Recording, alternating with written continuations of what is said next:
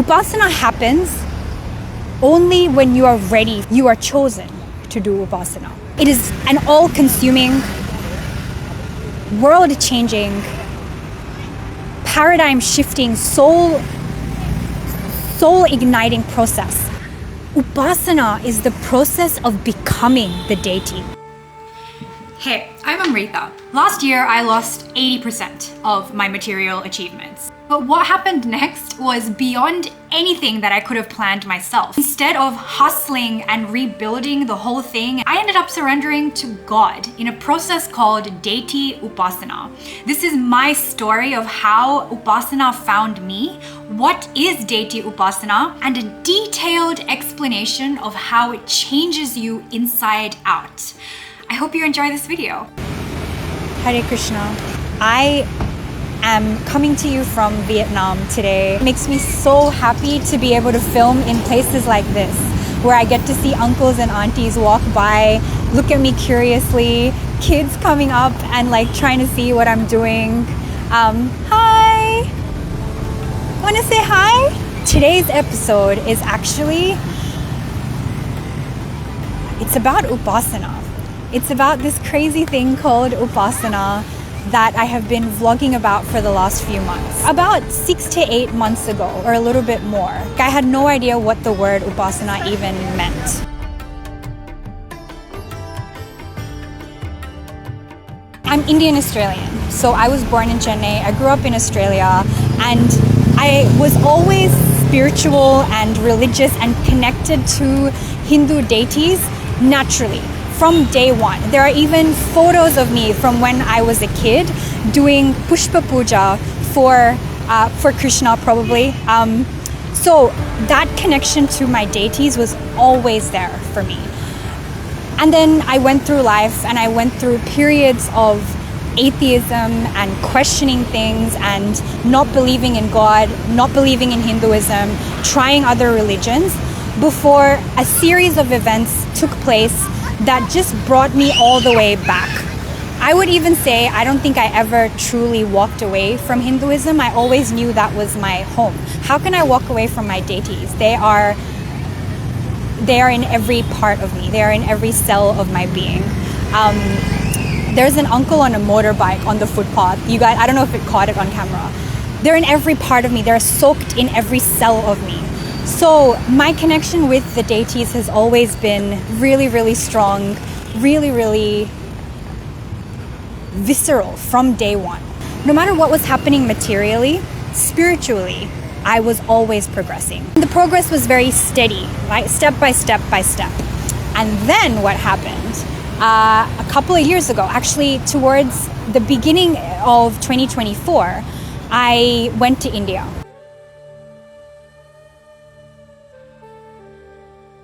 What was supposed to be a trip, a business trip essentially, a trip where I was supposed to launch my startup, the Dream Builders Club, and I did launch it and it went very well, turned into something a lot bigger than that. It turned into essentially a spiritual immersion.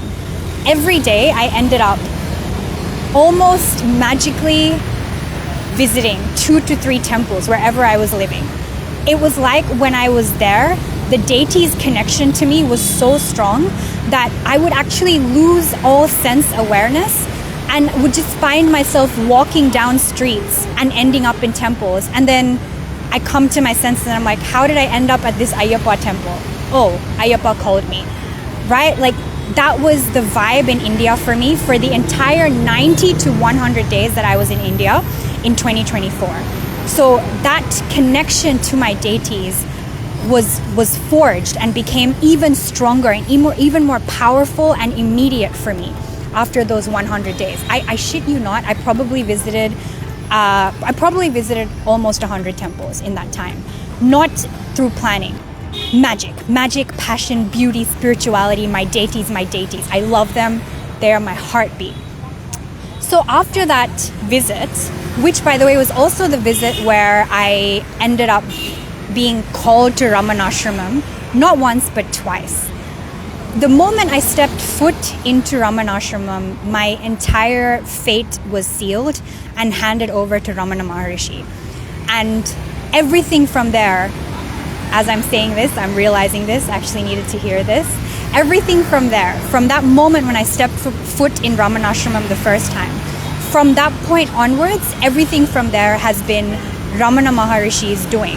It's his play, it's his work, it's his writing. He's writing my life out. So fast forward to mid-2024, which ended up being one of the most materially challenging years of my entire life.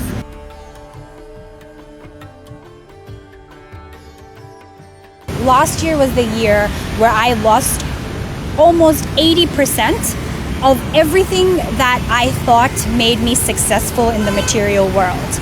I had built this amazing, consistent, strong management consulting business that was pulling in a lot of money very easily. I had this fancy, almost penthouse apartment. I would just pay for dinners. Even if it was like 3 of us hanging out, I would just pay for everyone's dinners. I was dropping money like I was Snoop Dogg. I was very careless actually with my money. Even though the income was good, I was very careless with my money. And I was living in this like luxury world while I was kind of dabbling in my dharmic vision. So a lot of the material illusion had taken over my life. And I was just it was like 80-20. I was spending 80% of my life being materially successful, what the Western world would consider successful, right? But only 20% of my life doing what I came here to do. Administering or carrying out my dharmic vision, mission, my purpose in life. So the priorities had switched. Now that I'm saying this out loud, it's making sense. By that point last year, my priorities were all messed up. And I had fallen into Maya, I had fallen into illusion. And so last year was the year where that illusion completely was torn away from me. And 80% of the material achievements that I had built, I lost last year. It was an ego death. It was a huge blow to my ego. But I almost needed God to like bitch slap me across the face and be like, what are you doing? Like, you're the one who talks about mission and dharma and coming here and fulfilling what you came here to do, and you're spending like 20% of your life doing that? Girl, get your shit together. I don't want to swear too much because there's kids running around everywhere. So, got bitch slapped last year. I literally started from the top, now we're here, like the opposite, right? So, I'm in this desperate, depressed, low phase of my life last year. And I was trying everything. I was trying to hustle my way out of it, network my way out of it, high performer my way out of it, right? Doing all the fancy stuff that I had, like, lol, I was trying so hard to resist what happened last year. I was trying so hard. I didn't want to lose all of that, because without that I felt worthless. But no amount of hustle and no amount of trying to rebuild things, no amount of networking, nothing was working in the material world. And that's when I came across a concept called Upasana. Until this point in my life, again, reminding you, I grew up in Australia. So if you grew up in India, a lot of the terms, a lot of these spiritual concepts were you just heard it every day. Right? People would just say like, oh, you know, like moksham. Like they would just say the word moksham. Like it was like, I'm going out for coffee. Like you need to understand that if you've grown up in India in a particularly spiritual setting, you are at a huge advantage. There are concepts or words that people have thrown around in daily vernacular that is just there, and it's accessible for your consciousness whenever it wants to pick those concepts up and dive into it deeply. I grew up in Australia. Most of my deeper connection with my religion, with my culture, has been self-taught. I have never heard the word Upasana until 8 or 9 months ago. Sorry, I thought a Buddhist monk was standing next to me and I was like, what do I do here? Hi! I don't know why everyone's filming me, but we're just gonna go with it. I had never heard of the word Upasana until 8 or 9 months ago. When the deities give me signs, I always listen. I always notice, I always listen, I always take action. So the way I heard of the word Upasana first, this is crazy. I was helping someone who was very, very dear to me swipe through his dating app. He was swiping through Hinge and he was like, help me find the right girl. And so he was swiping on Indian girls, and one of the girls he swiped on, her name was Upasana. Now usually, what would happen? It would just be like, okay, no, swipe next, swipe next, swipe next. You'd forget the name, you'd move on. But I saw her name, Upasana, on the app, and it felt different. And this is how you kind of pay attention to what is suddenly resonating with your intuition, what is suddenly calling your consciousness. That name, Upasana, I kept thinking about it, even after that dating app swiping situation.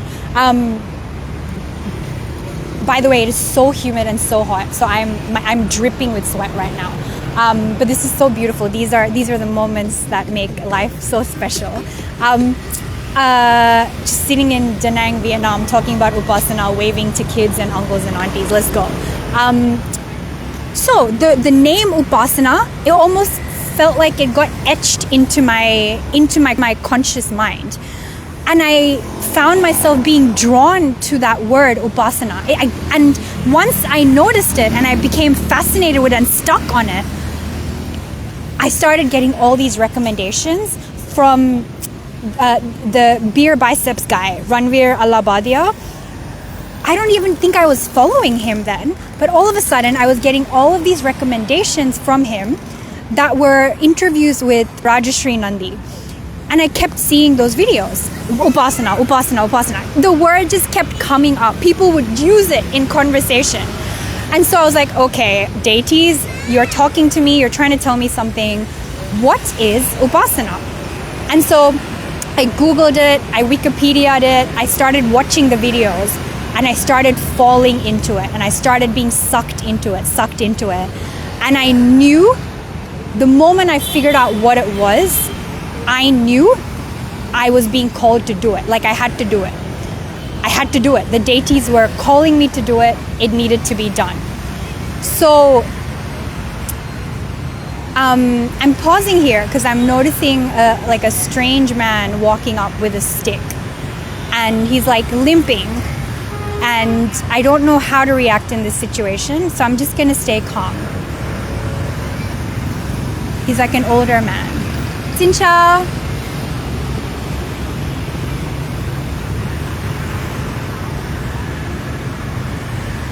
He's just living his best life, guys. It's all good. Crazy how as a woman you're just constantly on alert. Like, a man kind of starts approaching you and you're like, holy shit, am I gonna die? But it's just an uncle and he's just limping through the city. What was I saying? I knew I had to do this. This was the next level of my relationship with my deities. But which deity do I do the Upasana for? Again, my spiritual privilege comes in here, and I'm going to call it out for what it is. It is spiritual privilege. I went to the altar and I prayed to the deities. I'm like, okay, message received. You want me to do an Upasana? Who for? Who, like, which deity? And then I actually said, tell me exactly which deity. By the time I go to sleep tonight, I want to know which deity I should be doing the Upasana for. And literally 5 minutes later, you guys aren't going to believe this. Most people won't believe this. I'm like waiting, like this is the perfect insert trolling here. I don't care. Within 5 minutes, I went upstairs and I felt this lightning bolt go through me. There is literally no explanation for this. I go upstairs, I feel a lightning bolt go through me. And it's so powerful that I fold over and I fall to the ground. And as I fall to the ground, I yell Krishna. And then I'm like, oh, okay, all right. Message also received, Krishna. Krishna is my first deity for Upasana, which makes complete sense. He's my Ishta Devata. Who else would I start with but my Krishna, my Madhav, my Keshava, the love of my whole heart and life. And that is how my Upasana journey began.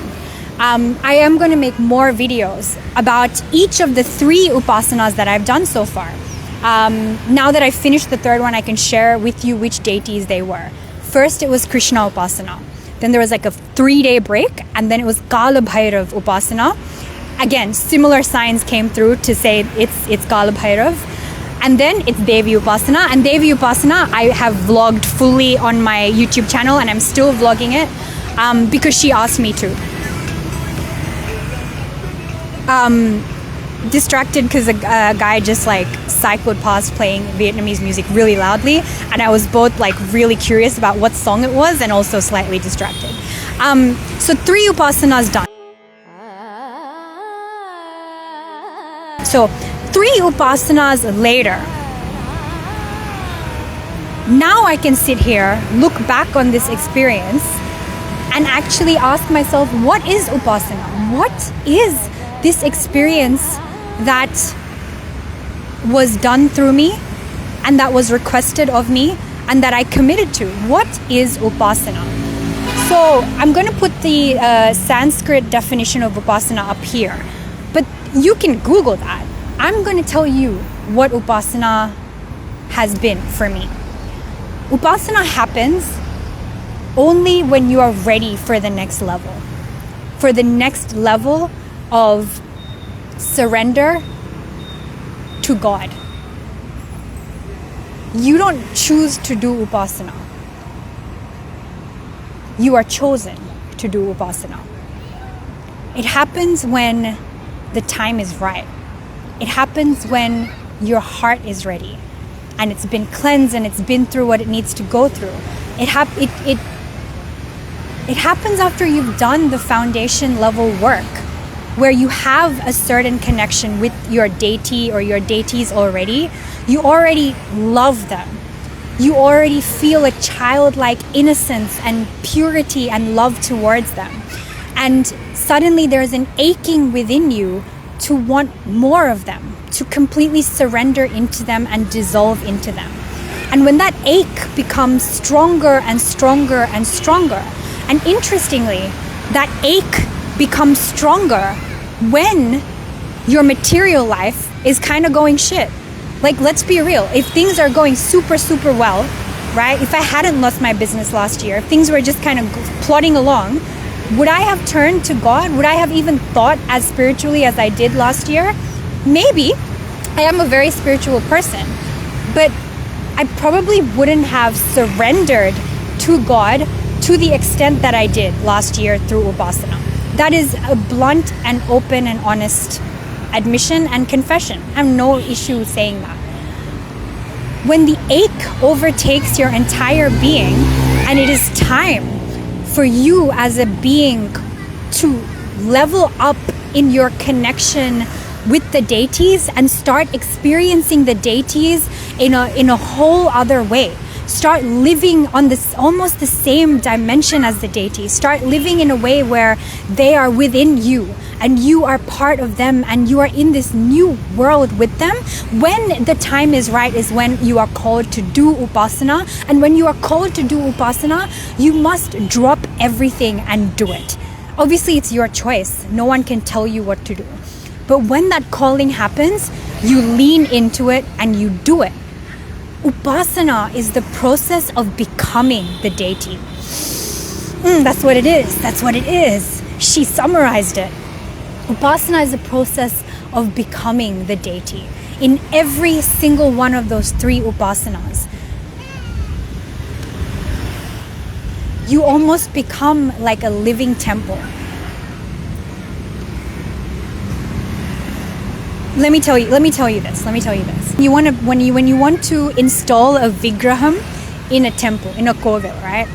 One of the things that we do is something called Prathistha, in which you're inviting the living energy of the deity into the murti, the vigraham. Which is why we're not idol worshippers, by the way. We worship the divine energy that is now embodied within that murti. Not idol, murti, vigraha. So anyway, we do this process called Prathistha, and it happened with the Ram temple as well, right? And when we invite the energy of that deity into that physical object, that physical manifestation is now a living entity that is vibrating at the level of the deity's vibrational frequency. It is now, that deity's energy is now in there. So when we pray to that murti, we are directly connecting to the deity. In the same way, when you do upasana, it is essentially like your being, your body, all aspects of your being go through prana prathishta in a way, right? I hope I'm not saying anything wrong here, but this was my experience. It was like I am the murti. There were moments, so many moments throughout that upasana where the deity's energy entered within me. Like I embodied that deity's energy. And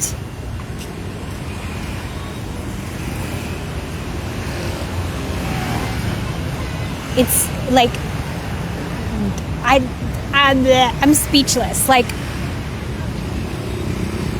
do you know what it feels like to embody Krishna's energy?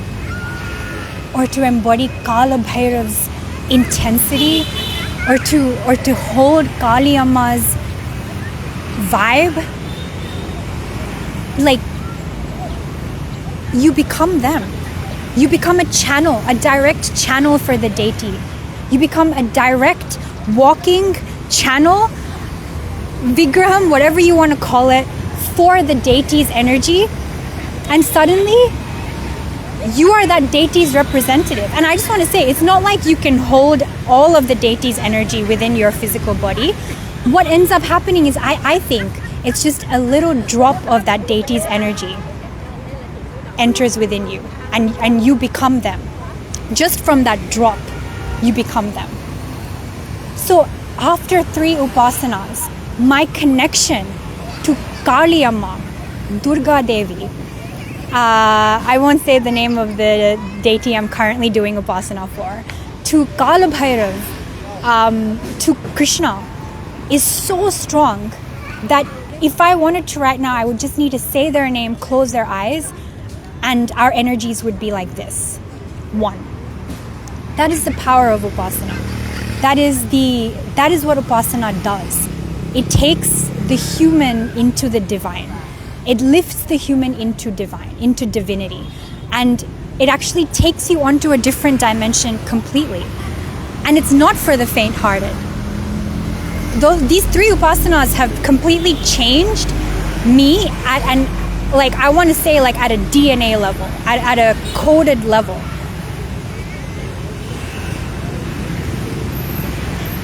It is an all-consuming, world-changing, paradigm-shifting, soul-igniting process. It is not to be taken lightly. So, that's part 1 of what is Deity Upasana. It is the greatest blessing, one of the greatest blessings that has ever taken place within my spiritual journey. And I don't take this blessing lightly. Now I'm a lot more careful about how I act on a day-to-day basis because I represent my deities now. I have held their energy within me, which means I need to act a lot better than I've been acting my whole life. I need to be holding myself to much better standards. I need to be representing Krishna. I need to be representing Kaal Bhairav. I need to be representing Devi. There's a lot of work for me to do to honor them because they are intrinsically a part of me, not just a part of this physical being that will die.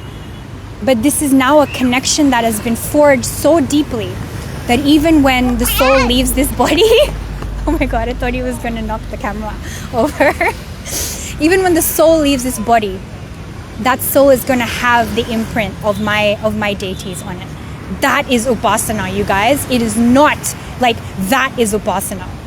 You are literally etching your soul permanently with the energies of your beautiful, beautiful divine deities, and you must be called to it. You must work up to it. You must prepare yourself for it. And when that moment comes where you are called, just go. Just surrender. Surrender into it 100%. I just want to honor my Krishna, my Kaal Bhairav, my Devi, my deities. I love you guys. I'm sorry that I chucked a tantrum at you yesterday and got pissed off at you and stopped praying. I'm a shithead. I apologize, but I'm always going to come back to you because you always choose me, and I freaking absolutely would do anything for you, and I love you, and I love you guys as well. Thank you so much for watching. I'm literally just a standard chick who didn't even grow up in the land of my deities, but I'm still here living this exalted spiritual life. And that is the power of deities, that is the power of spiritual work and its ability to transcend lifetimes. I want you to dive into the ocean of spirituality and just go deeper and deeper and deeper and lose yourself to it, immerse yourself into it. There is no greater thing you can do for yourself or for humanity or for collective consciousness. I just feel like there's something else they want me to say. A lot more deity and spirituality content to come. And if I just want to, in case I came across at any point as egotistical or arrogant, I just want to humbly seek forgiveness and just tell you that I'm sharing from the deepest place possible, from my heart and gut and soul. I love you, and I will see you in the next one. What a beautiful sunset, guys. Maybe I should just show you before we wrap this up.